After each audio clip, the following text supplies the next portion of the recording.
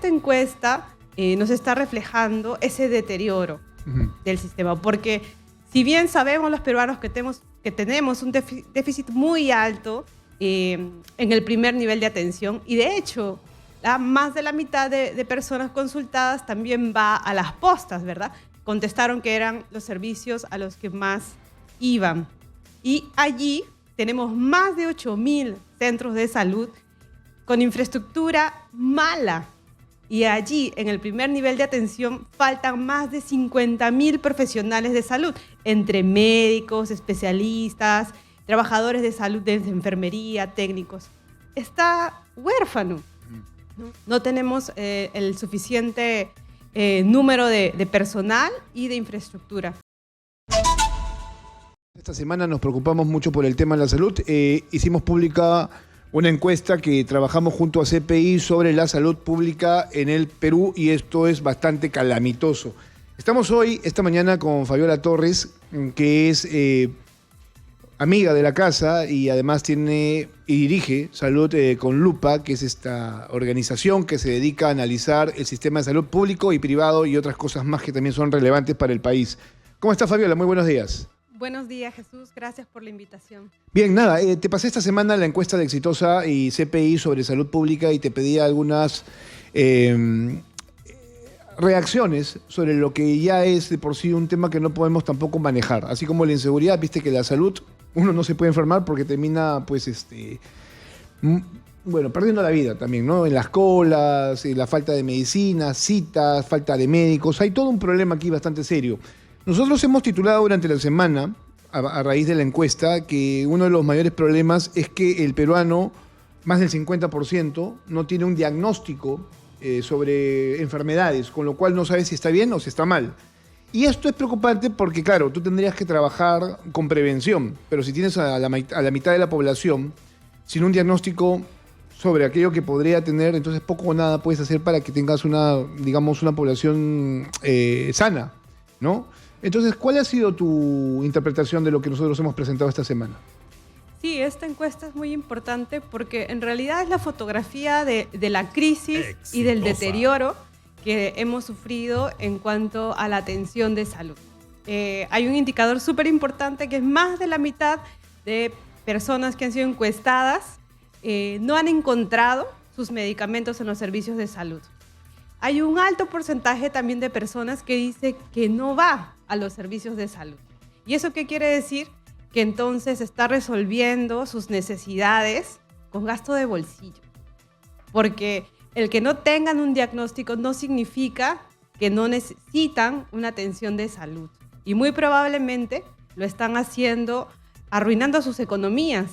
Porque si el sistema de salud no responde, y que es lo que muchos han comprobado, significa que o tú tienes que gastar ese dinero y con eso afectar la economía de tu hogar, o simplemente tener que sufrir consecuencias que a muchas personas con enfermedades crónicas les puede costar la vida.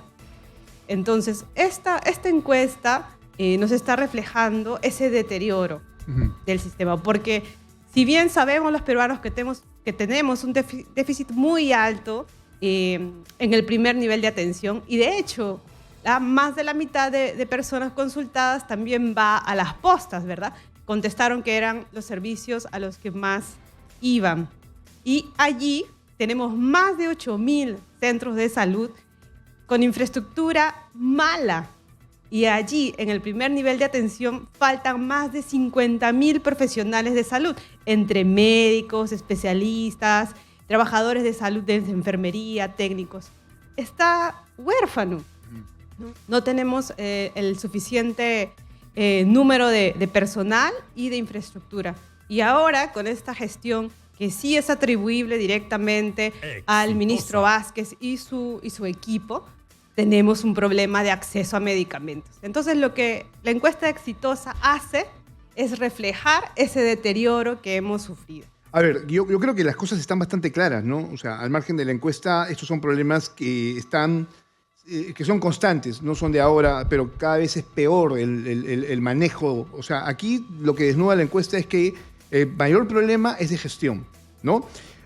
¿Por qué lo digo? Porque cuando se le pregunta a la gente, en su opinión, ¿cuál cree usted que es el principal problema en el sistema de salud pública en el Perú? Lo primero que dicen, falta de medicamentos. Y este es un tema, no sé si sea, por decirlo así, coyuntural. O sea, están opinando en función de lo que en este momento les está faltando y les es necesario. Si tal vez no tuvieran este problema, que es culpa de, por ejemplo, de Senares y es culpa directamente del ministro de Salud. Y los gobiernos regionales, porque claro, hay últimos datos, Jesús, que como no se pudieron hacer esas compras de volúmenes grandes de medicinas, se está comprando ahora 400% más caro en unidades pequeñas y significa también que no se está abasteciendo a todos los servicios de salud. Ya, de eso vamos a ver en un ratito más, porque claro, cuando tienes falta de medicamentos hay abandono de tratamientos y eso pone en peligro o en riesgo a mucha gente que depende de estos tratamientos, ¿no? Sobre todo en enfermedades muy complejas como el cáncer, el VIH, la tuberculosis, entre otras cosas más. Pero mira, si no tuvieras falta de medicamentos, los problemas persisten, ¿no es cierto? Escasez de médicos, que tú lo has señalado perfectamente. Médicos poco preparados. Y yo decía, este dato del 11.5% que opina la gente en la encuesta de Exitosa y CPI es relevante, porque además es comprobable, por ejemplo, con lo que ha pasado la semana pasada con el examen del Serum, donde tienes médicos que no alcanzan un puntaje adecuado para un programa que es importante de formación de médicos. O sea, no tienen esas capacidades académicas que se necesitan. Entonces la gente lo intuye, lo sabe, que hay médicos que no están haciendo muy bien su trabajo, ¿no es cierto? Lo otro es falta de establecimientos de salud, que son las postas. Las postas se ha demostrado en esta encuesta que es el primer lugar al que va la gente. No va al hospital porque entiende que no va a encontrar una solución a su problema, va a la posta, ¿no? Y luego viene deficiente infraestructura, mala atención, bueno, ya es más reiterativo, ¿no? Claro, ahí hay que mencionar que el SERUMS es un servicio con el que el Estado intenta cubrir ese déficit de personal de trabajadores de salud que tenemos en el primer nivel de atención y en otros niveles, pero principalmente en el primer nivel de atención, que es la puerta de entrada. Y en realidad, Jesús, el 85% de necesidades de salud, desde una caída hasta un dolor de estómago, una infección, deberían poder resolverse allí, en una posta de salud. Pero ¿qué es lo que ocurre? Hay un déficit de médicos allí, hay un déficit de trabajadores de salud. Y nosotros hemos calculado, justamente cubriendo el tema del SERUMS, que aproximadamente el 20% de los trabajadores de salud que están en las postas, en el primer nivel de atención, son serumistas. Ahora, esto no es responsabilidad de los serumistas directamente, sino que el Estado también tendría que mejorar los recursos humanos, poder tener plazas de profesionales especializados, médicos de familia, comunitarios en el primer nivel. Sin embargo, como tú mismo lo has relatado y han venido cubriéndose todas estas actividades, se ha deteriorado la evaluación de las competencias de los egresados de las carreras de salud. Y significa que muchas personas que postulan al SERUMS no están capacitadas y... Bueno, pero eso también es un peligro, ¿no? Digo, o sea, personas que ejercen una profesión que tiene estrecha relación con la vida humana, pues te deja mucho que desear, ¿no? Esto ha venido pasando. ¿Y dónde están? Los serumistas cubren puestos que el Estado abandona, porque si vamos fuera de Lima, la mayoría de puestos de salud alejados tienen serumistas para funcionar, de lo contrario estarían vacíos. Entonces, hay una gran responsabilidad, sí, en el Ministerio de Salud. Podría haberse mejorado, Jesús, la prueba, el programa, porque ese programa tiene muchas deficiencias. Los serumistas también van corriendo muchos riesgos, porque, por ejemplo, si hay un médico que tiene que ser enviado al Brain y está postulando al SERUMS, se le paga de acuerdo al nivel de riesgo de muerte, porque hasta las carreteras para acceder a puestos de salud del Estado en el interior del país hacen que sea un trabajo de riesgo. Aquí casi el 90% de los encuestados indica que se atiende en el sector público, tanto con el Seguro Integral de Salud como en el Salud, o sea, ¿no? Y claro, esto también revela que existe todavía este sistema de salud muy diversificado cuando tendría que haber una unidad. Siempre se ha hablado sobre esto, ¿no? De unir el sistema de salud, los hospitales de las Fuerzas Armadas, del Ministerio de Salud, todos en general, para poder tener una mejor atención y capacidad de reacción ante lo que necesita o demanda la población, ¿no? Claro, pero, a ver, yo escuchaba sobre esta pregunta hablar al ministro de Salud, decir que esto es un buen dato, ¿no? Decía porque, claro, o sea, la gente está confiando más en el sector público y no es así. En realidad, es lo único que le queda. porque solamente el 2.5% tiene la posibilidad de acceder a un servicio de salud particular. Y no es que sea del todo barato y bueno, ¿ah? En realidad, algo que podemos decir, Jesús, que el país avanzó, pero ahí se quedó, es en la universalización de la cobertura. Todos los peruanos tenemos derecho al SIS y por eso estamos cubiertos en una capa primero básica, todos los peruanos, en el seguro integral de salud. Es nuestro derecho por vivir aquí en el país. Sin embargo, como sabemos, hay luego coberturas de salud de acuerdo a las necesidades de distintas poblaciones. Y la población más pobre, los peruanos que no pueden pagarse un seguro privado, tienen que atenderse en el SIS y gestionan ahí su cobertura de medicamentos, sus atenciones hospitalarias, etc. Y lamentablemente ese grupo de peruanos, los que tienen un salario mínimo probablemente y tienen que atender su salud en el SIS, cuando van a una farmacia, ¿qué pasa? No está actualmente el medicamento, que lo dice también la encuesta, y tienen que hacer un gasto de bolsillo. ¿Y qué significa eso? Actualmente, Jesús, estamos en promedio, un peruano gastando 169 soles en medicinas. Es un gasto de bolsillo alto que para un sueldo o un salario mínimo es como el 10% o 20% de los ingresos. ¿Y qué pasa con eso? Empobreces a una familia porque va a ser un gasto que debería estar cubierto por su seguro. Entonces, esa alegría del ministro de decir que hay más personas cubiertas, en realidad, pues, es falsa. No, porque él sabe perfectamente, ¿no?, que la realidad es otra. Hay que ser cínico. Nosotros todos los días cubrimos dos temas importantes para el país. Al margen de la economía, ¿no?, que tiene que ver con salud y las colas inmensas que hay de gente que busca una atención. Y lo otro es seguridad, de lo que estaba hablando al inicio del programa. O sea, no podemos dejar de lado este tema. O sea, mientras estamos preocupados buscando a Vladimir Cerrón, a nivel tanto policial como político, o sea, la gente se sigue muriendo, o sea, los delincuentes siguen matando gente como moscas. Pero bueno, vamos a lo siguiente. El tema de las citas médicas, que es algo que también a mí me llamó mucho la atención, porque estamos viendo gente buscando una cita todos los días en los hospitales del sector público, ¿no? Aquí yo decía, claro, cuando tú le preguntas a la gente, ¿hace cuánto tiempo fue la última vez que tuvo una cita médica en un centro de salud pública? Hay respuestas variadas, ¿no es cierto?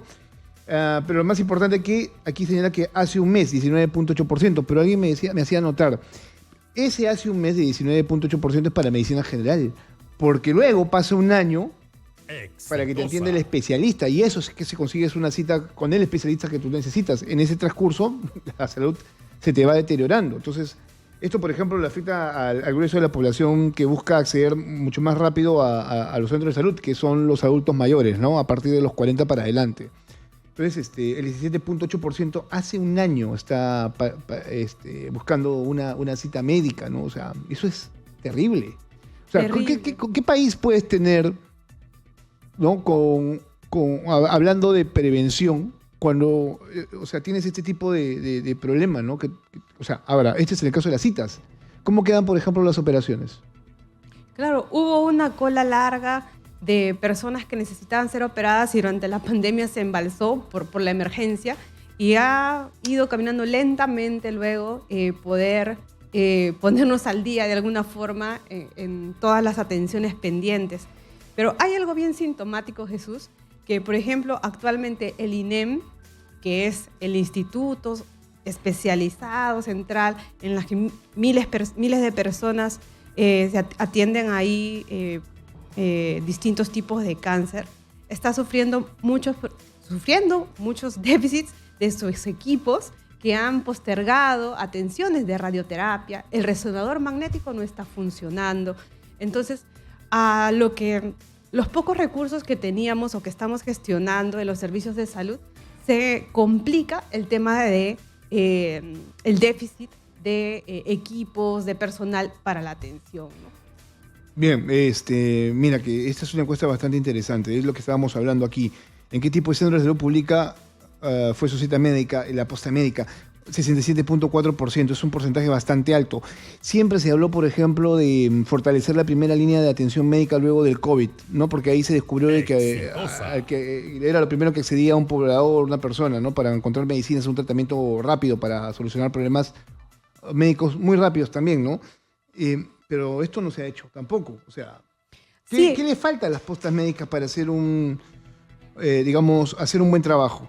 Te comentaba allí, el 96% de los establecimientos del primer nivel de atención en salud tienen un deterioro o tienen una precaria infraestructura. Y en ese primer nivel de atención, que hay más de 8.000 establecimientos, faltan 50.000 o más de 50.000 trabajadores de salud, entre médicos, técnicos, personal asistencial. Hay un déficit enorme. Y yo recuerdo que este gobierno anunció el Plan 1000 de mejorar 1.000 establecimientos del primer nivel de atención.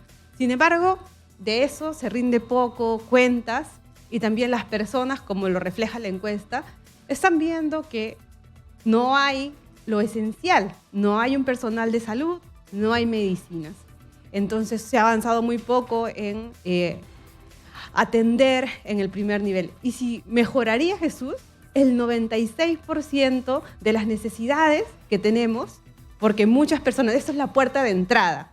Uno va allí por una emergencia, para hacerse un chequeo, por una afección tal vez que va de hacer un diagnóstico mayor para luego ir referenciado a un hospital.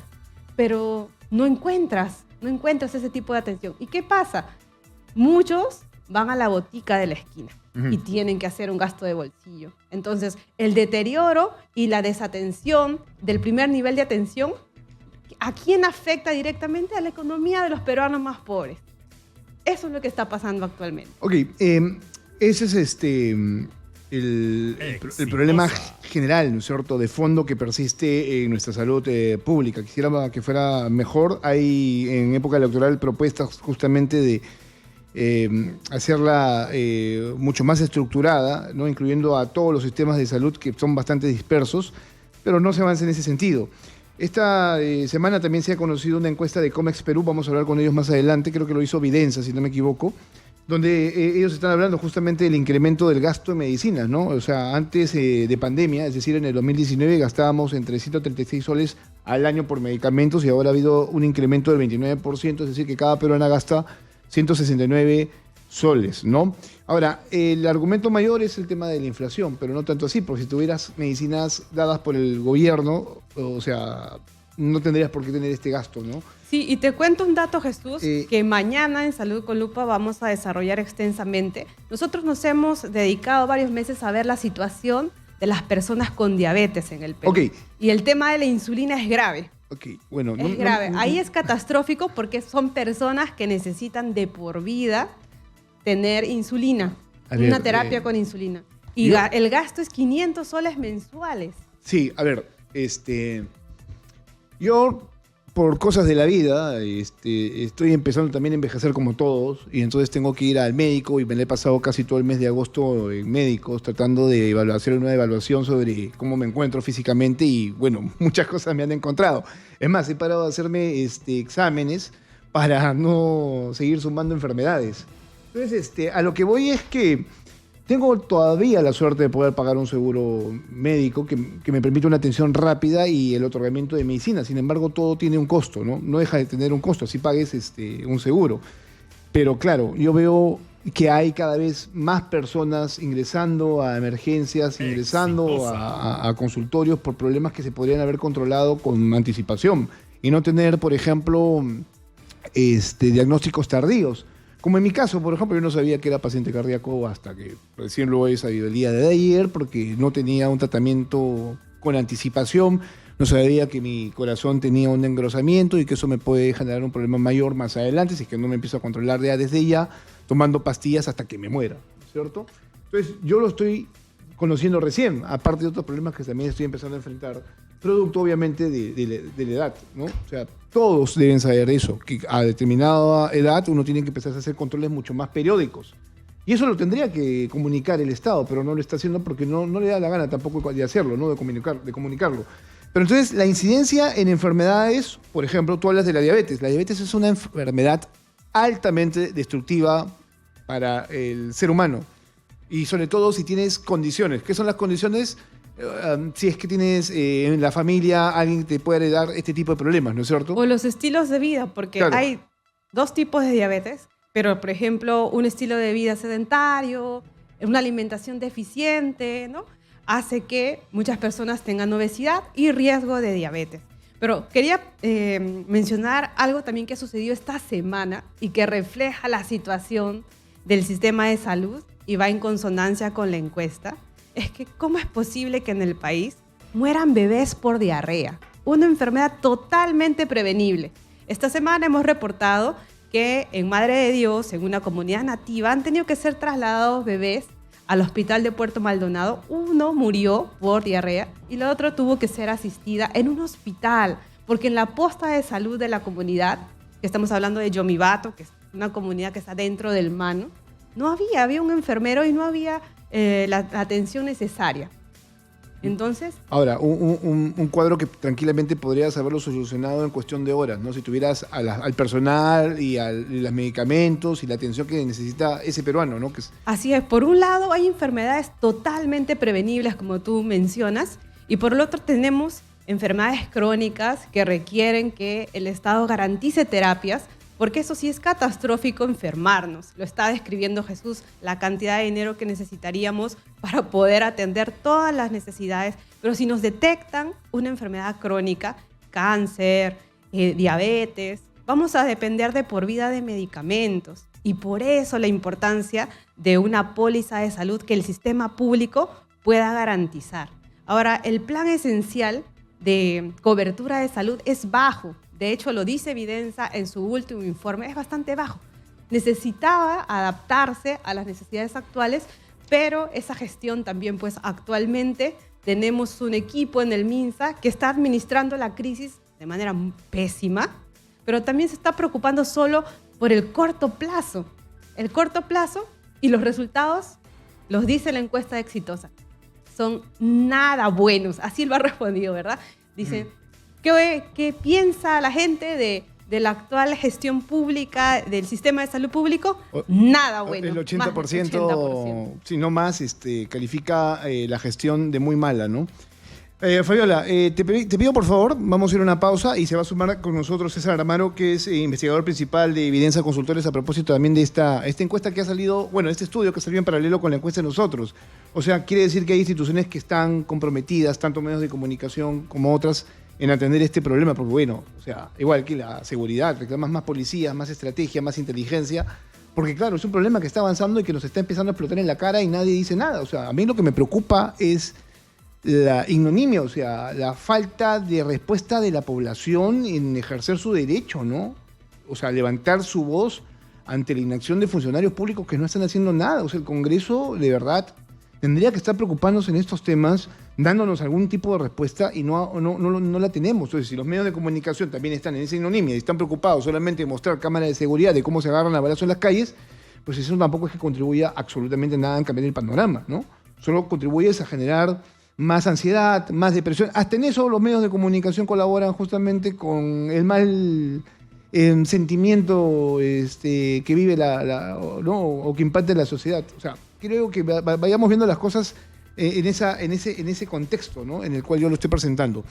Vamos a la pausa, renovamos información y estamos aquí en Éxitos en Lima 95.5 de la FM. Somos La Voz que Integra el Perú. Soy Jesús Verde. Estamos hablando de salud pública, esa que le debe interesar a usted porque en cualquier momento puede enfermar y puede obviamente estar en la misma situación de miles y no millones de peruanos que no acceden a una cita, medicamentos y que tiene problemas para poder solucionar estos problemas de salud con tiempo. Volvemos. 8 de la mañana con 34 minutos, esto es Éxitos en Lima 95.5 de la FM. Soy Jesús Verde y estamos en Hablemos Claro de los sábados. Esta semana nos hemos dedicado a hablar de salud pública, lo calamitoso que se encuentra el sector y cómo es que está impactando en la vida de cada uno de nosotros y la preocupación que debemos tener, porque en algún momento vamos a llegar al sistema de salud pública y no vamos a encontrar la solución que esperamos. Se lo comentaba Fabiola al corte, que es penoso ver a muchas personas haciendo cola desde muy temprano por una cita, por medicamentos, por seguir sus tratamientos y que el Estado no les responda como debería responderles. Hoy nos podemos sentir invencibles porque tenemos a nuestro favor la edad, pero más adelante no lo vamos a hacer, no vamos a tener la misma condición y entonces vamos a tener que depender de un Estado y ese Estado tendría que mejorar de aquí en adelante. Yo por ahora tengo la posibilidad de pagar como algunas personas un seguro de salud y atenderme y encontrar algún tipo de diagnóstico, pero quien no lo tiene se muere en este país. O te mueres porque los delincuentes te van y te matan, o te mueres porque la salud pública no está funcionando. Bien, estamos con Fabiola Torres de Salud con Lupa y gracias siempre a ella por la deferencia de estar en estos temas comentándolos y debatiéndolos, pero también estamos con César Amaro, que es investigador principal de Evidencia Consultores, que justo esta semana sacan este estudio relacionado con la salud en el Perú. ¿Cómo está? Buenos días, César. Gracias por la invitación, encantado de compartir la mesa con Fabiola. Es un honor estar con ella esta mañana y contigo dialogando un tema tan importante. Bueno, estábamos hablando que tanto la encuesta nuestra que hemos elaborado como el estudio que ustedes han realizado están coincidiendo. ¿En qué coinciden? ¿Coinciden? Primero a ver, viendo la perspectiva desde el lado amable, como comentaba Fabiola, todos tenemos un seguro. 99.98% tenemos un seguro de salud, sobre todo público. Y acá hay un tema importantísimo que el ciudadano de a pie debe saber. Estamos cubiertos por un seguro y en defecto por el SIS, en automático, ¿no? Digamos todos. Eso brinda una cobertura nominal. Sin embargo, eso también salen los estudios, no hay cobertura financiera, no hay financiamiento, principalmente público, suficiente para que esa cobertura nominal sea real. Y segundo, no hay cobertura prestacional, es decir, no hemos organizado las redes públicas principalmente y también privadas complementariamente para que esa oferta pues, sea sencilla de acceder por la población peruana en general, en zona urbana y zona rural. Entonces, es como una mesa de tres patitas. Cobertura nominal, ya avanzamos, check. Cobertura financiera, no hemos avanzado, hay problemas, faltan recursos, el Perú tiene poca inversión en salud y cobertura prestacional con muchas dificultades, sobre todo en el lado público. Ese es el primer hallazgo. Segundo hallazgo, como comentaba Fabiola, pues hay gasto de bolsillo muy fuerte en el país y ha subido. En la evaluación con data pública del INEI demuestra que ha habido un salto de cerca del 30% en el año 19 al año 23 en gasto de bolsillo, principalmente en medicamentos, y eso genera, obviamente, como estaban compartiendo ustedes en la entrevista, la necesidad que uno acude a una farmacia botica por terapias, por medicamentos que en realidad debería darnos el seguro público llamado SIS. Es un tema importante, ¿no? Y tercero, lamentablemente el entorno político desde julio 21 a la fecha ha provocado una altísima rotación de funcionarios, ministros, jefes de SENARES, directores generales, y evidentemente en la gestión pública en el Estado, si no hay predictibilidad, no hay una estabilidad mínima, pues no va a haber una buena gestión, por más que sea competente el cuadro técnico que ha sido designado. Entonces hay un problema de modelo y también hay un problema de gestión actualmente. Bueno, pero claro, eso, repetimos, es problema de gestión, o sea, es problema de quien maneja la institución, ¿no? O sea, digo, la salud como la seguridad deberían ser, y esto lo repito constantemente porque me lo han enseñado, políticas públicas de larga data, o sea, políticas de Estado y no de gobierno, ¿no? Que apunten justamente al manejo, o sea, más profesional y menos clientelista que se presenta por lo general cuando cambian los gobiernos o cuando cambian, por ejemplo, las cabezas, ¿no? de determinada institución. A mí lo que me llama la atención del estudio de ustedes, que también está en la misma línea de Exitosa, es que el 95% de establecimientos de salud público presentan una infraestructura y equipamiento inadecuado. Tanto en el primer nivel, que son las postas médicas, 97.7%, eso quiere decir que están, no sé en qué están, o sea, deben estar muy, muy mal. 97.6% de los hospitales y los institutos especializados, 5.1%, o sea, los institutos especializados es además a los que recurren toda la población porque están aquí concentrados en la capital y a los que no pueden acceder los peruanos en las diferentes regiones. Por eso tienes mucha gente viniendo aquí tratando de solucionar su problema y también deteriorando su economía, ¿no? Pasa, por ejemplo, Fabiola, lo vemos constantemente en el Hospital del Niño. En el Niño, en el INEM. En el INEM también, ¿no? O sea, ahora, ustedes aquí también dan un marco bastante general respecto a la inversión del Perú en relación al tema de salud, ¿no? Entonces, la inversión, el Perú invierte 523 soles por persona al año. Claro, ¿qué ocurre ahí, Jesús? Un comentario sobre el tema que has mencionado, que es equipamiento. Escuchaba a Fabiola el caso del INEM, que tiene equipos malogrados, ¿no? Lamentablemente. El Perú destina cada año en su presupuesto público rutinario más de 1.000 millones de soles para tecnologías, equipamiento biomédico y relacionados. Es mucho dinero y ojalá sea más inclusive, ¿no? Porque hay una brecha importante de inversión. Y además tenemos hospitales que han ido ingresando como hospitales nuevos en las regiones en los últimos 10 años. Y eso también está bien. Hay un hospital hermoso en Cajamarca, por ejemplo, ya está funcionando buenos años, y en varias regiones también. Sin embargo, hay un problema que los gestores no hemos pensado. Como tú mencionabas, esa carencia de visión de largo plazo hace que uno pues tenga una mirada muy corta. ¿Qué pasa? no hemos previsto en esos modelos el mantenimiento, la operación correcta de esas tecnologías de inversión. Y ahí pasemos a la fase de propuestas. El país tiene experiencias importantes donde podemos hacer socio público-privado, donde empresas que conocen de gestión y de equipamiento y tecnología de seguridad y soporte, pues pueden dar ese servicio. Hay un hospital emblemático, y te invito a que lo visiten los hombres de prensa, ¿no? El Niño de San Borja. Funciona como un reloj. Es un lugar limpio, seguro, con soporte logístico, soporte, digamos, en procedimientos médicos, y los médicos se dedican a su labor misional, a cuidar a los pequeños. ¿Qué significa eso? Que ese modelo funciona. La pregunta es, ¿por qué no cuidamos el dinero público bajo esa perspectiva en la oferta hospitalaria que es tan complicada? Y no tenemos la noticia de todos los días que se marcó el tomógrafo, el ecógrafo, el mamógrafo, y el peruano de a pie, el que tiene menos recursos, no accede a esa oferta especializada que de bolsillo es muy cara. Ok, esta es una pregunta para los dos que me parece interesante, porque yo revisaba cifras del INEI, periódicamente está sacando bastante data sobre cómo nos encontramos en diferentes sectores, ¿no? Y es preocupante, hablando justamente de la mirada a largo plazo.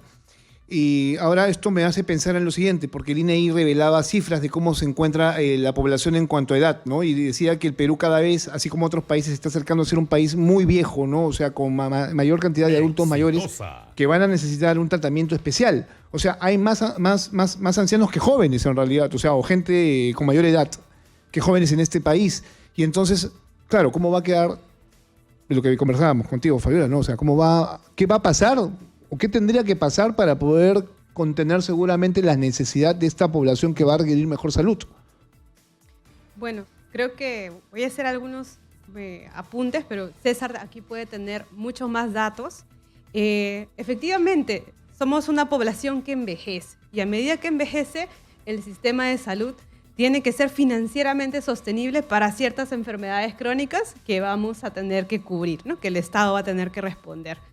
Sin embargo, estamos haciendo poco trabajo de prevención de enfermedades y en el control de enfermedades, sobre todo crónicas, algunas que se han disparado. Te mencionaba la epidemia de diabetes porque es preocupante. Es una enfermedad que no tenía mucha cobertura en el país, pero la tasa de personas que tienen diabetes cada vez es más grande. Y eso significa que a medida que tenemos más población así, el Estado tiene que sostener o tener un presupuesto público para atender las terapias de enfermedades crónicas como la diabetes, por ejemplo.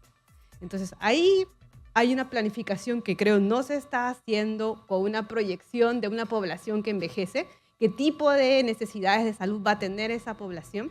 Por un lado el CIS, pero como también tenemos un sistema bastante fragmentado, es salud, ¿no? Que cubre también la carga de enfermedades crónicas y de personas adultas mayores importante.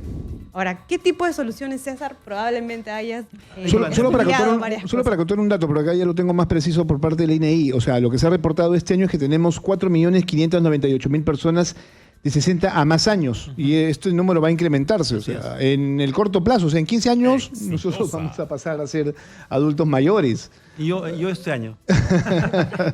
Bueno, eso a mí me preocupa, que es el 13.6% de la población.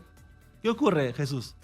Como comenta Fabiola, estamos envejeciendo. El MINSA ha publicado el año pasado un estudio interesante que es el análisis de salud.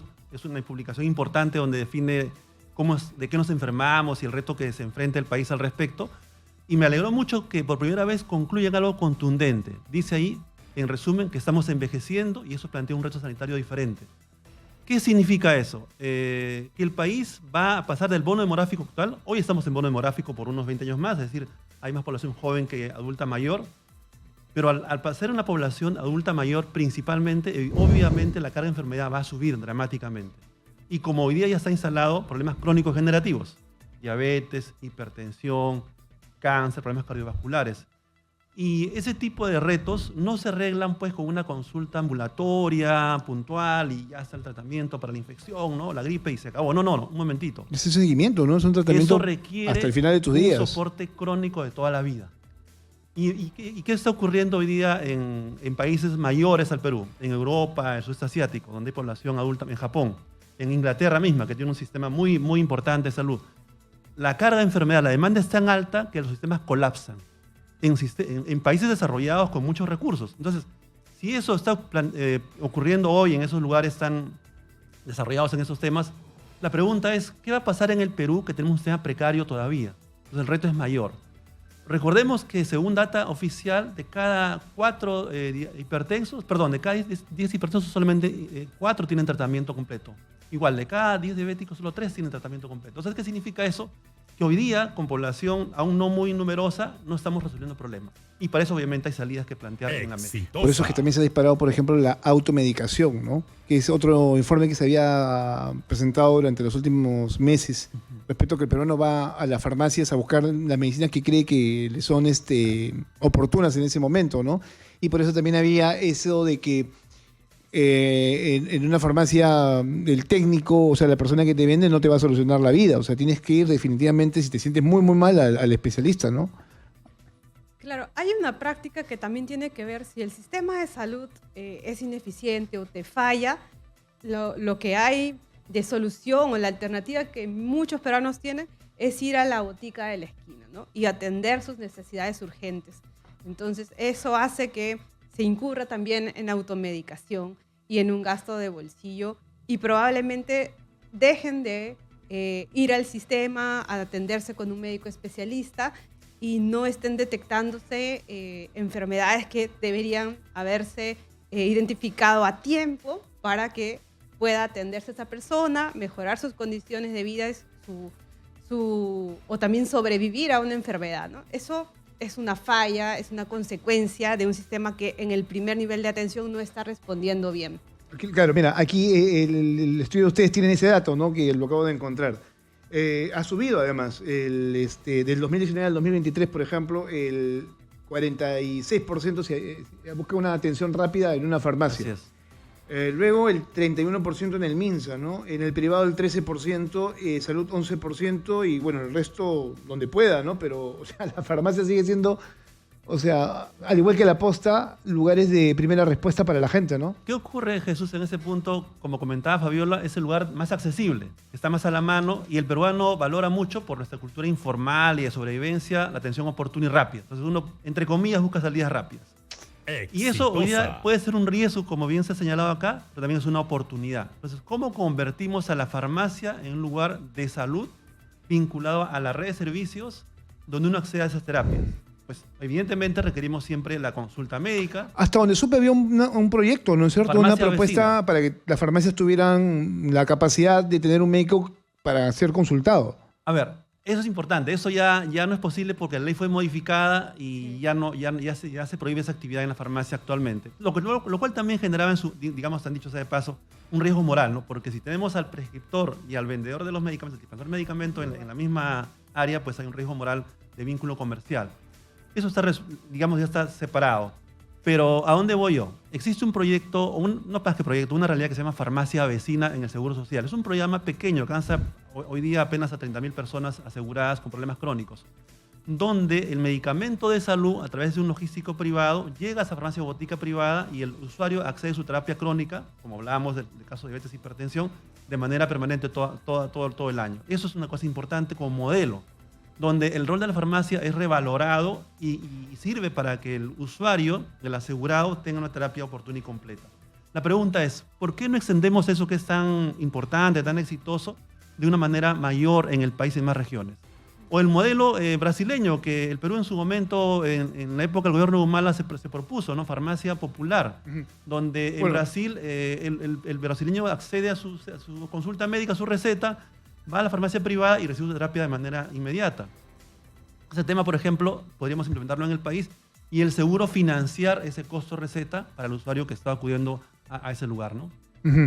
Bueno, ustedes están proponiendo una serie de... Bueno, tienen ustedes el análisis del problema, al igual que nosotros, y coincidimos en casi todos. Ahora, pero sí plantean ideas, ¿no es cierto?, para poder mejorar en el corto plazo, ¿no? Promover, por ejemplo, el uso de la receta médica electrónica para mejorar el acceso y trazabilidad de terapias. Algo se ha mejorado, ¿no es cierto? Al menos ya tienes por lo pronto este control electrónico de las vacunas que antes no tenías, ¿no? Claro. Digo que el peruano ya sabe exactamente qué vacunas tiene.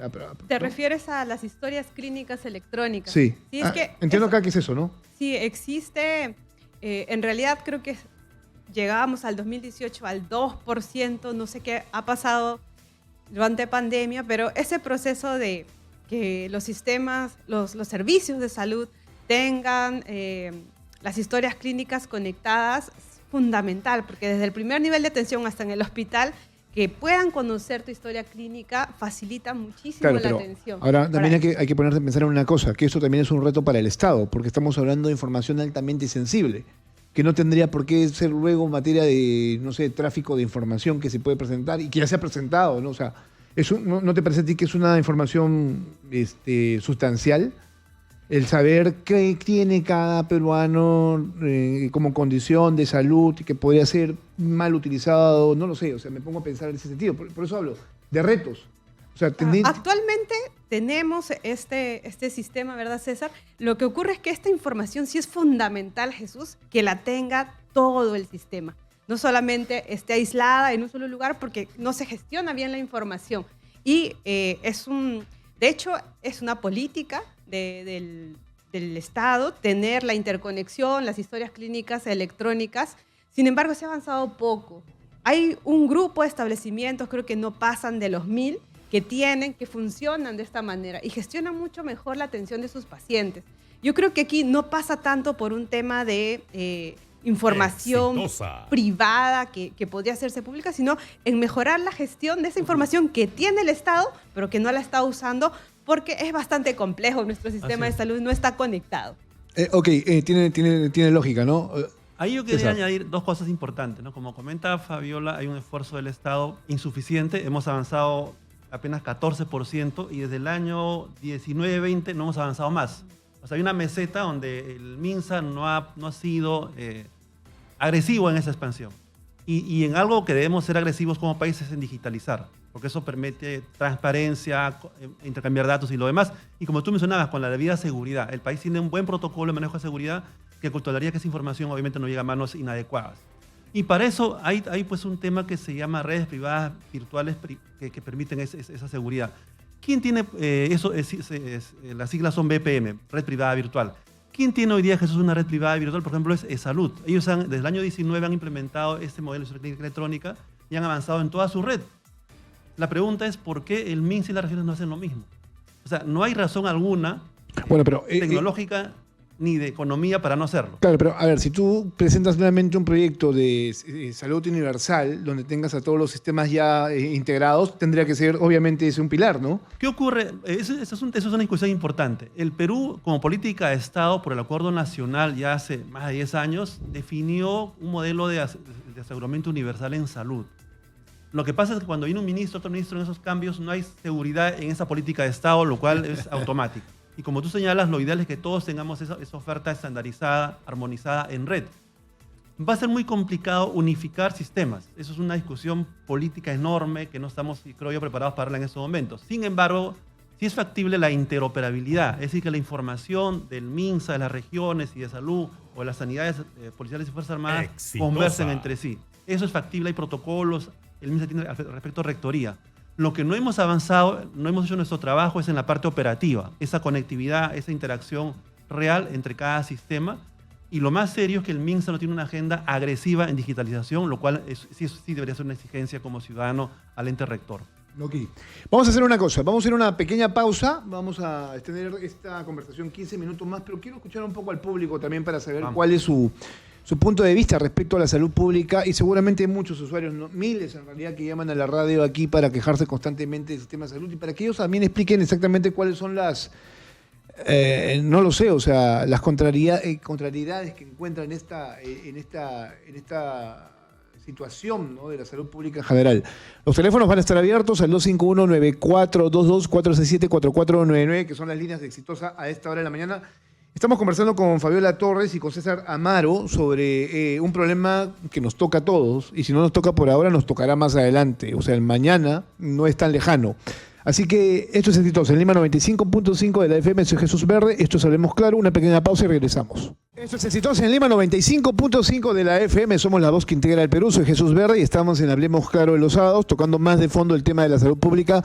A propósito de dos estudios que han salido, el nuestro, que es el de CPI, que le encuesta ha sido bastante contundente y comentada durante esta semana de manera transversal, no solamente en Lima, sino en todo el Perú, y de los amigos del COMEX y Vidensa, consultores que hacen también un análisis del sistema de salud pública, y estamos coincidiendo en muchos aspectos. Conversamos con Fabiola Torres de Salud con Lupa y con Carlos Amaro, investigador de Vidensa Consultores. Vamos a abrir en unos minutos más los teléfonos rápidamente al 251-9422 y 467-4499 para que usted opine también sobre, ¿no?, lo que piensa de la salud pública en el país. Pero antes que nada estábamos conversando sobre algo que es importante, ¿no? O sea, si no mejoramos ahora la salud pública, en los próximos 10 años vamos a tener un problema bastante crítico, ¿no? Y es que las personas no van a poder acceder a salud pública de calidad. Entonces lo que te va a quedar es morirte, o como tú bien dices, César, o en la calle o ir al hospital a morir simplemente para eso. O sea, no va a haber ningún tipo de prevención y todo va a ser bastante difícil de asumir. Fabiola. Bueno, sí. Hay que poner un ejemplo. Muchos vieron cómo se han gestionado emergencias en el país. Exitosa. Vayamos a la de dengue. ¿Qué pasa cuando una persona es sintomática y se va complicando?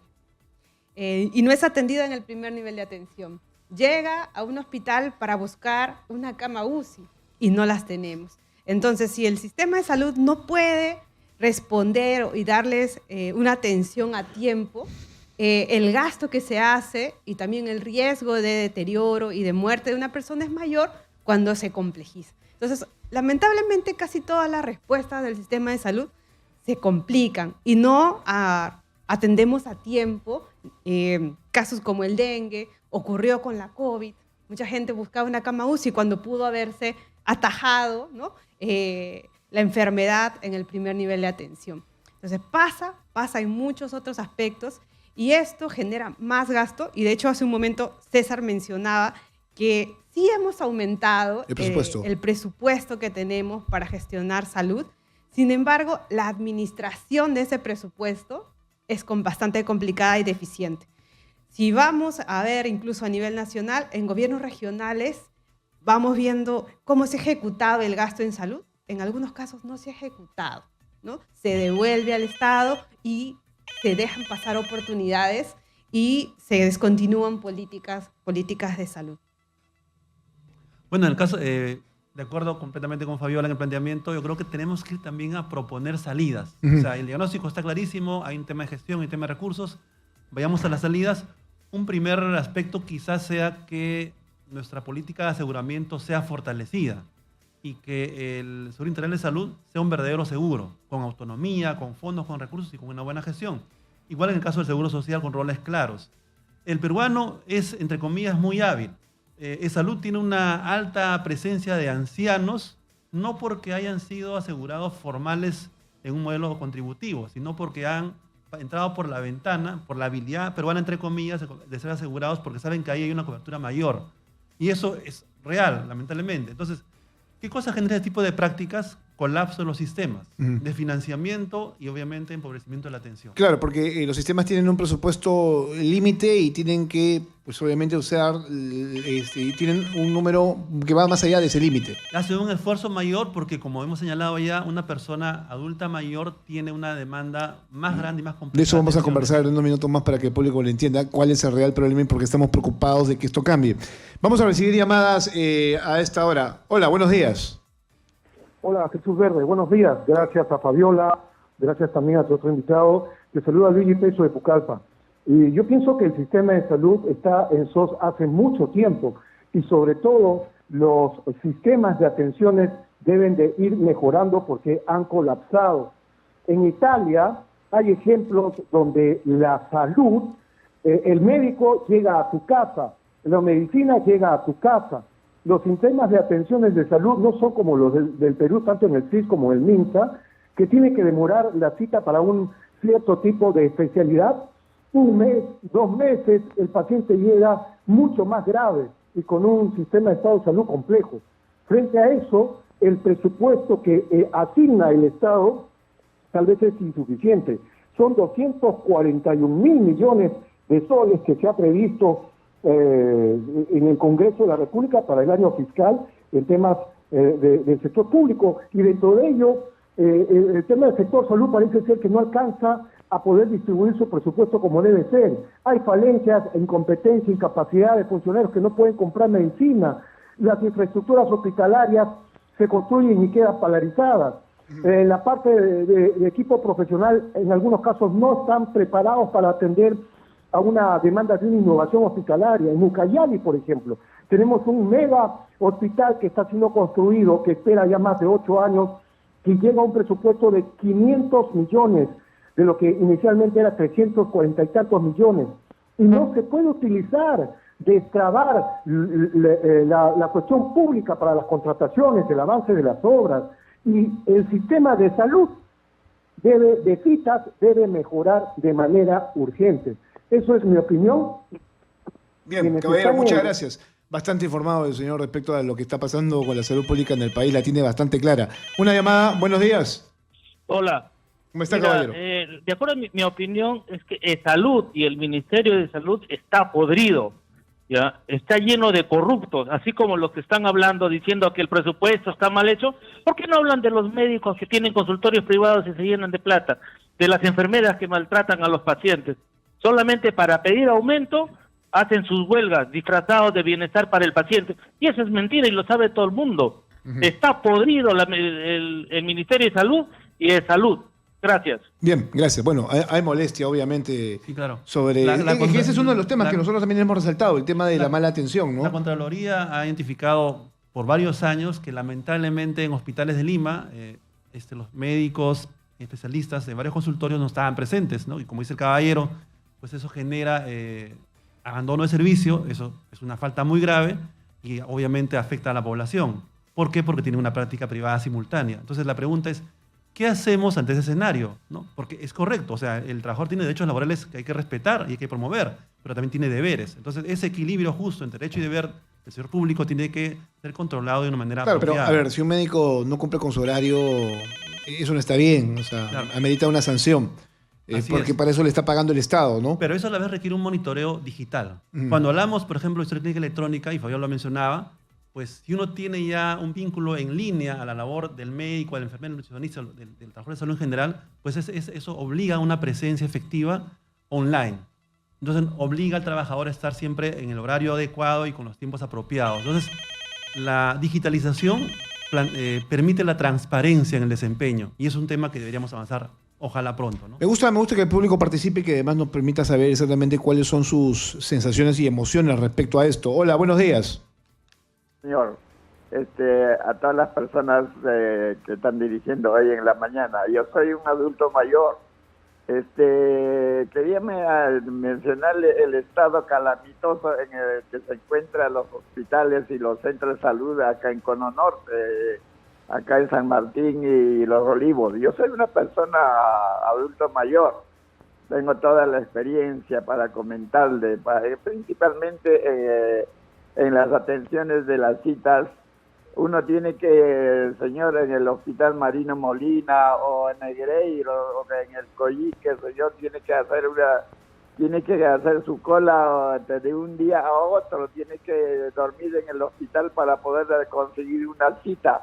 Más aún peor cuando se trata de especialidades, por ejemplo, de rayos X o otras especialidades. Te tienen que sacar cita y te van a dar una cita de 2-3 meses. Yo me acuerdo, a mi esposa una vez le dieron cita un mes de febrero para el mes de octubre. Eso era algo increíble, la desesperación de la gente. Muchos de ellos fallecen en el proceso con esas enfermedades que nunca llegan a tener una cita, porque en realidad el seguro y el MINSA están en el estado calamitoso. Uno quiere adquirir una cita en un centro de salud de primera, uno tiene que sacar cita igualita en los hospitales, no encuentra cita, no hay médicos, y algunos centros de salud no hay ni siquiera médicos, atienden solamente enfermeras, y ese es el colmo de las cosas, señores.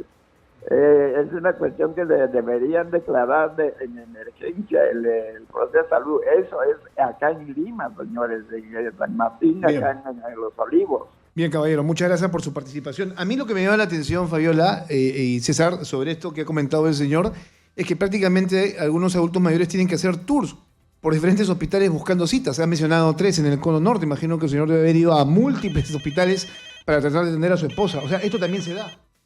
Así es, y ese descontento que expresa el señor, que es un adulto mayor, y esa sensación que tiene que el personal es indolente, es pues la consecuencia de lo mal administrado que está el servicio de salud y el sistema en general.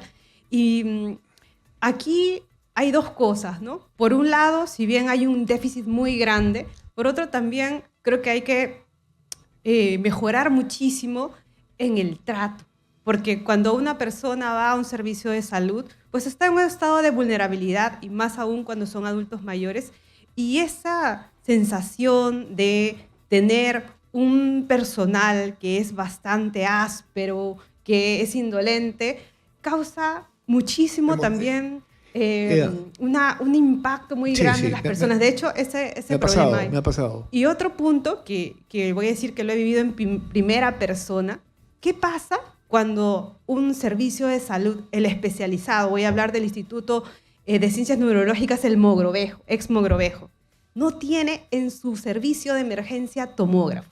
Es el colmo, es lo más irónico del mundo. ¿Cómo van a tratar temas de cerebro, temas neurológicos sin tomógrafo? Entonces, si alguien lo comprueba, yo he llevado a mi madre de emergencia en su debido momento a emergencias y he tenido que ir corriendo a la avenida Grau a sacarle una tomografía y regresar a mostrársela al personal. Esa sensación de impotencia, de frustración, es lo que me ha hecho recordar el señor que llamó. Pero lo que tú también estás contando es lamentablemente un fenómeno que se da, que frente a un hospital público tienes clínicas pequeñas privadas donde están los tomógrafos, donde están los rayos X. Funcionan. O sea, ese es un negocio de la salud. Lo menciono con el tomógrafo. Perverso, ¿no? Y se han comprado este año tomógrafos a Siemens. Lamentablemente no se han instalado a tiempo. Hemos investigado nosotros los mamógrafos también. El resonador magnético y equipos de radioterapia del INEM no están funcionando. Están derivando, tercerizando a empresas del frente, de terceros, a los pacientes. ¿Y qué pasa con eso, Jesús? No solo es que es un gasto, sino que solo el 15% de los miles que necesitan atención, sus chequeos, no lo están haciendo. Entonces, eso es lo que genera esa sensación de impotencia, de frustración en el servicio de salud. Sí, es un gasto para el paciente, pero es un negocio para el que te está dando ese servicio, y eso es perverso, repito, además alimentado por el propio Estado. Incentiva un modelo perverso, ¿no? Y por eso yo, en las propuestas que hacemos la pregunta es cómo resolvemos eso, porque si hoy, como el estudio de Salud con Lupa lo menciona, hay aparatos mal logrados sin servicio, vamos al privado, o de bolsillo, o pagado por el Estado. ¿Cómo se arregla eso, Jesús? Vayamos al Niño de San Borja. Ahí se malogra la lámpara del tomógrafo, se reemplaza en horas porque el modelo de bata gris y bata verde en este caso permite el reemplazo en horas de esa tecnología. Eso tendría que ser con todos los hospitales, ¿no? Eso es algo obvio, porque en realidad hay un aspecto económico donde la inversión pública se pierde por esa falta de mantenimiento de esos equipos. Entonces, hasta en términos económicos es algo obvio que tenemos que resolver, y es parte de un cambio de modelo de gestión. Porque ¿qué hace el Estado normalmente en la parte logística? Hacemos lo de siempre. Repetimos lo que clásicamente hacemos, es contratar con nuestro conocimiento limitado oferta especializada. Y eso, como sabemos todos, es tecnología sofisticada, y con todo respeto, un logístico que maneja pues cosas muy sencillas no tiene capacidad para tener un contrato especializado. Por lo tanto, el modelo es diferente. Asociación público-privada que brinde esto a los hospitales complejos y cuide el patrimonio público para los ciudadanos. Bueno, las asociaciones públicas privadas en general siempre son bastante mencionadas para soluciones rápidas a diferentes tipos de problemas que está enfrentando el país, ¿no? Se habla mucho, por ejemplo, en temas de infraestructura, en temas de salud, también en el tema por ejemplo, de la seguridad ciudadana, ¿no? Claro. Permíteme, por favor, vamos a recibir llamadas del público que está bastante interesado en el tema. Hola, ¿cómo está? Muy buenos días. Exitosa. Caballero, ¿cómo está? Buenos días. Para informarles un panorama general de lo que es el problema de salud. Soy personal de salud ya con bastantes años trabajando, y vamos a verlo en un enfoque general. Mira, cuando trabajaba en un puesto de salud, mayormente hay un técnico y un enfermero nomás, entonces la población ahí cuando se pone grave tiene que ir a un hospital y muchas veces está a 6 horas, 4 horas de distancia y a veces en el hospital no está el especialista, entonces como dicen que hay que solucionarlo en el primer nivel de atención, a veces no cuentan con los medicamentos que los maneja el médico, porque solamente hay un técnico, una enfermera, y las enfermedades crónicas como el VIH-Sida, el cáncer, la tuberculosis, la diabetes y la hipertensión tienen que ser manejo especializado, y a veces todo eso se da en un hospital. Entonces hay que hacerle una referencia, la cita demora 1 mes, 2 meses. Entonces el tema es bien complicado. Eso es en el MINSA.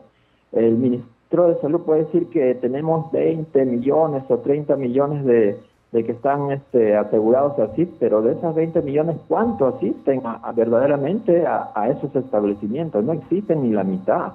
No van, prefieren ir a una botica, a un consultorio particular, porque el gasto que se van a ir hasta trasladar a una provincia es bien caro para ellos. Es perder 1 día, 2 días, a veces no encuentran al doctor, entonces ellos viven del día a día, los que están asegurados al MINSA, la población más pobre. Eso hablando del MINSA. Y hablando de la salud también es bien complicado porque los hospitales de la salud solamente están en la provincia, pero si hablamos de todos los distritos, los miles de distritos, tienen que transportarse a la provincia donde está el de salud. Y muchas veces no cuentan con el especialista, ¿no? Tienen que ir a la capital del departamento, ahí donde cuentan con el especialista.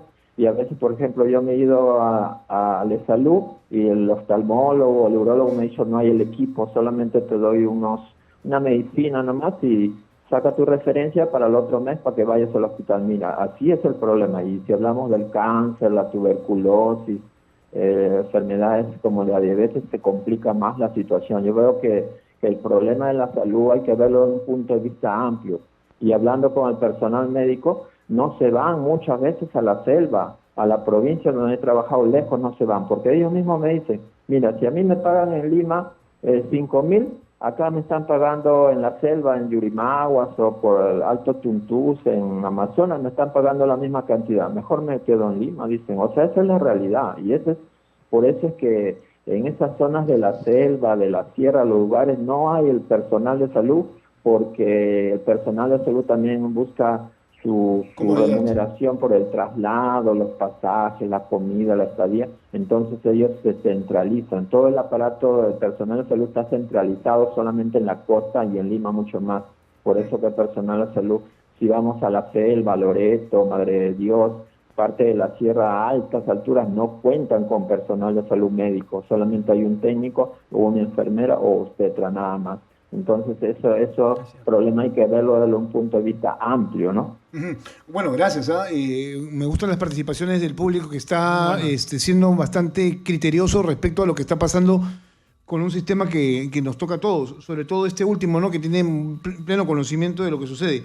Este tema, ¿no? Yo voy sacando algunas conclusiones respecto a lo que pasa. En principio es tiempo que se pierde, es dinero que se pierde. Y esto, obviamente, tendría, digamos, una solución si hubiera una mejor gestión, como ya lo hemos venido conversando desde un primer momento, ¿no? Que es el principal problema que se encuentra cuando se hacen estudios como nuestra encuesta o el estudio de evidencia, ¿no? ¿Por qué es que las citas médicas tienen esta complejidad de ser atendidas con la rapidez que uno quisiera? O sea, ¿por qué en febrero y terminas teniendo una cita en octubre? Hay un problema de fondo, Jesús, y es que escuchaba a Fabiola, ahora que venía en el carro, en la entrevista, ¿no? Ella decía, hay más de 8.000 prestadores públicos, ¿no? Pero de esos 8.000, más de la mitad son de categoría 1-1. ¿Qué significa eso? Que no tienen médico. Entonces hay una red amplia, pública en el país, pero sin capacidad resolutiva. Entonces, ante ese escenario, el MINSA, de manera apropiada, ha planteado hace buenos años ya algo que se llama redes integradas de salud. Es decir, la posibilidad de actuar en red, como comentaba uno de los oyentes. Hoy dice, en Italia hay médico comunitario que va a las familias, a las casas. Ese modelo es un modelo complejo, pero es un modelo necesario. ¿Qué significa eso? Que tenemos que lograr una oferta más comunitaria, más cercana a la ciudadanía, que supere ese tema del atolladero que está mencionando el oyente, ¿no? Escúchame, Fabiola, César, una de las cosas que se estaba conversando aquí, y lo dijo en la última llamada, ¿no? El último oyente, el hecho de los médicos, ¿no? O sea, que buscan estar donde se sientan mucho más cómodos porque no existen los incentivos. O sea, digo, viste que lo que tú decías, que están investigando la muerte de niños por problemas estomacales, pudieron haber sido atendidos, pero no habían los especialistas, no habían los médicos, no habían las medicinas. O sea, eso está pasando. Los médicos también están actuando en función a sus necesidades. A ver, hay dos cosas. Hay un déficit, sí, de personal de salud, de recursos humanos en todos los establecimientos de salud. Primero, en el primer nivel de atención y también en los otros niveles. ¿Y qué pasa? Cuando uno sale de Lima, en las regiones, no hay personal de salud especializado o médicos que puedan estar. Entonces, ¿con qué se llena ese personal? Muchas veces con serumistas. Claro. De hecho, estuve en Chungui, en Ayacucho, y el centro de salud de Chungui tiene un serumista que es un psicólogo que atiende, y el director del puesto de salud es un enfermero. Eso es todo lo que tienen para la atención. Y obviamente en las condiciones que hay que trabajar, porque los centros poblados en el interior del país son distantes, entonces hay que hacer un trabajo de campo, ¿dónde y quedan hay los muy incentivos? poco personal. Ok, yo entiendo. Todo el mundo se mueve en función a sus necesidades. Entiendo a los médicos también. Posiblemente les sea más cómodo atender aquí en Lima que en las regiones, pero, o sea, tendría que ver por parte del gobierno también o del Estado mayores incentivos para que los médicos también tengan esa necesidad de querer ir a provincias, ¿no? Sí, o a regiones. En principio, Especialistas, por ejemplo, que se necesitan. tener más especialistas que no solamente pasas por contratar, sino por formar. Porque, por ejemplo, te cuento, en todo el país tenemos 600 endocrinólogos, que son los que diagnostican diabetes. 60 son especialistas en niños. ¿Y dónde están? La mayoría en Lima. Entonces, eso para un recurso especializado. Pero sí hay un gran déficit de médicos, cirujanos, médicos de familia, comunitarios, que son esenciales para el primer nivel de salud. Y tampoco los formamos. Entonces, hay un tema desde la planificación y formación de personal de salud para llenar esos déficits que tenemos, que arrastramos. Entonces, ahí creo que, como lo ha mencionado César, tenemos varias experiencias sistematizadas, documentadas, de cómo se puede reformar, de cómo podemos empezar a hacer mejor las cosas.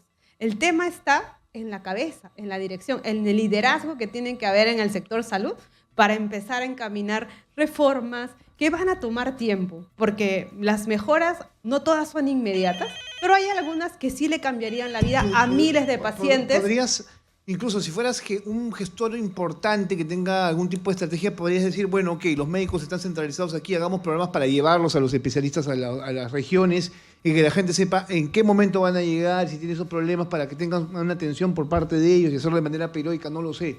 Hay formas de llevar la salud al país, ¿no es cierto? Hay todo un tema que también, bueno, lamentablemente la coyuntura pues nos ha descuidado esa agenda, la agenda de fondo, ¿no? Que es, por ejemplo, la política de recursos humanos. Cuando hemos mencionado serumistas o el caso que menciona Fabiola en Chungui, yo estoy viendo acá en línea, es categoría 1-3. ¿Qué significa eso? Que en términos formales, o sea, en el mundo formal, ese es un establecimiento que tiene médicos, no médicos, médicos, tiene laboratorio, tiene farmacia. Pero Fabiola está encontrando un lugar, y con el mayor respeto al equipo que está ahí, que no tiene capacidad resolutiva. Es decir, no tiene médico, no tiene seguramente laboratorio. O sea, para hacer la categoría, o sea, la categoría es básicamente el nombre. Entonces, ¿qué cosa ocurre, Jesús? ¿No? Que vivimos un mundo de ficción, pues. Nos ponen un rótulo, somos policlínicos, somos categoría 1-3, ¿no? Pero en la práctica, pues somos una IPRES de categoría 1-1, es decir, sin médico. Y eso, obviamente, como decían los oyentes, no resuelve y genera colas. Entonces, ¿qué hace el peruano común y corriente? Va al hospital o viaja, ¿no? ¿Cuántos pequeños, por ejemplo, hay en el Niño de Breña haciendo cola, acampando en la calle? Vienen de muchos lugares del país, porque como bien dice Fabiola, el experto está aquí en Lima. No lo tenemos en Loreto, ni en Puno, ni en Ucayali. Entonces, eso obliga a un modelo centralista que es perverso. ¿Cómo se rompe eso? Con propuestas diferentes. Y un tema que hemos señalado acá es redes integradas de salud, para abrir ese molde y manejarlo de una manera diferente. Hay salidas para esto, Jesús, de verdad. Y eso hay que ponerlo en la mesa, ojalá con cierto tiempo. Bien, vamos a recibir 2 llamadas y ya vamos concluyendo también porque creo que nos hemos extendido demasiado apasionándonos en este tema de la salud pública, pero creo que es importante tomarse, ¿no?, esos espacios para poder conversar con el público también. Hola, buenos días, ¿su nombre? Hola. ¿Aló? Caballero, ¿cómo está? Sí, buenos días. Le habla un médico traumatólogo del Hospital Hipólito Unanue. ¿Cómo está? Lo escuchamos. Sí, soy el doctor Abel Espinosa Coronado. Y en resumen le voy a dejar algunas perlas. Mire, nosotros nos quejamos mucho de que hay muchos minusválidos, todo. Pero ¿sabe qué? Un paciente que no se opera el cartílago de la rodilla o la cadera en 3 semanas, ya queda minusválido. Y todos los hospitales, todos sabemos que mientras el CIE le compra el material, demora 1 mes, 2 meses. Claro, para una pierna, un brazo puede ser, pero no para una articulación. Un minusválido más.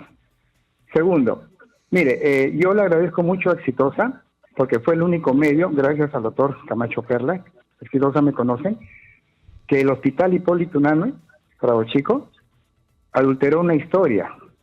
Y 3 ministros, la doctora Patricia García, el doctor Abel Salinas, que sale a cada rato, y la doctora Tomás, que es directora del Hospital del Niño, le encubrieron. Pero es grave, ¿sabe por qué? Es una muerte. Y bien clara está la auditoría.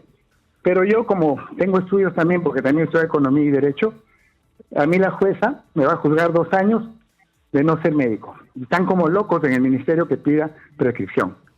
Pero no lo voy a hacer, ¿sabe por qué? Porque eso es un delito de cárcel. Y tendrán que responder los 3 ministros, el director Luis Miranda y los responsables.